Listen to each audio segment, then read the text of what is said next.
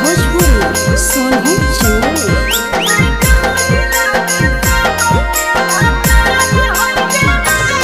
कहवा के लंबे लंबे तार है गे माई, कहवा के लंबे लंबे तार है गे माई, से कहवा के पसरल बाजार है गे माई, से कहवा के पसरल बाजार है गे माई।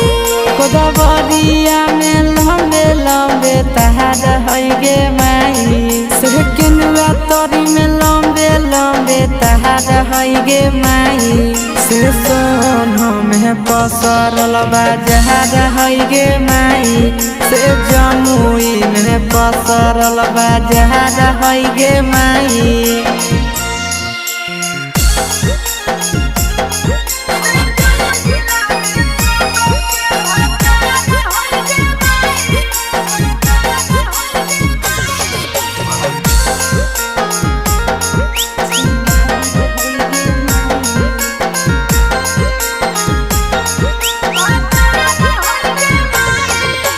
कहवा के छोरी न सब छिंदार है गे माई, कहवा के छोरी न सब छिंदार है गे माई, से कहवा के छोरी न के भतार है गे माई, से कहवा के छोरी न के भतार है गे माई। बिना देखलपुर के छौड़ी न सब छिनहार है गे माई, बिना देखलपुर के छौड़ी न सब छिनहार है गे माई, से जमुई जिला में सब के भतार है गे माई, से नवादा में सब कर भतार है गे माई।